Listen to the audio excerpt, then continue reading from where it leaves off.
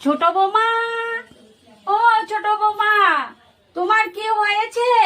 আমি সে কখন থেকে রেডি হয়ে বসে আছি।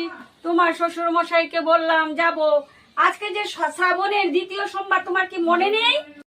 এই তো মা, আমি এসে গেছি। দেখুন তো মা, আমাকে কেমন লাগছে। ও আগের মাস, সামনে মাসে যে আমার জন্য আপনার ছোট ছেলে হারটা বানিয়ে দিয়েছে, সেটা পরে নিয়েছি। আর সাথে পাঁচটা নিয়েছি। আর কিছু নেওয়ার দরকার নেই। ডালি আজকাল কিনতেই পাওয়া যায়। যার কাছে পয়সা আছে তার সব ডালি ডালি ঘর থেকে আমি নিতে পারবো না বাবা।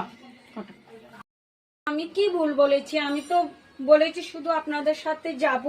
আমার ছেলেটার যে অসুখ, তাই আমি ওকে একটু সুস্থ করে তোলার জন্য আমি আজকে শ্রাবণ মাসে দ্বিতীয় সোমবার, আমি প্রথম সোমবারও যেতে পারিনি। মহাদেব আমাকে একটুকু দয়া করেনি। আমি সারাটা জীবন মহাদেবের সেবা করে এসেছি। মা, দেরি হয়ে যাচ্ছে। হ্যাঁ, তুমি যাবে? তুমি কি করে যাবে বলো তো বর্দি?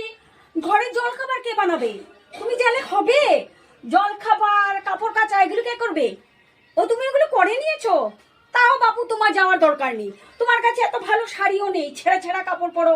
যার স্বামী যত রোজগার করবে তার তো ততই থাকবে। তোমার আমাদের সাথে যাওয়ার দরকার নেই। কি বলেছি মা, ঠিক বলেছি না? ওর স্বামী কত টাকা মাইনে? ও তো একটা সাধারণ সাধারণ একটা মানে সাধারণ একটা দোকানের কর্মচারী। ও কত টাকা পায়? আমার স্বামী 40,000 টাকা মাইনে পায়। তুমি করো বাপু, তোমার যেতে হবে না।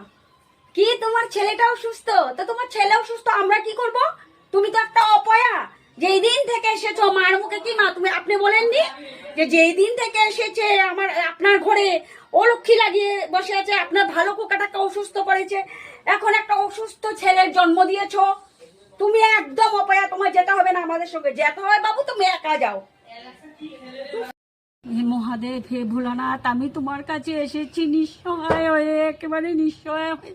আমার শাশুড়ি মা আর আমার ছোট যা বলেছে আমাকে আজ আমি তোমার কাছে আমার বাচ্চাকে অর্পণ করে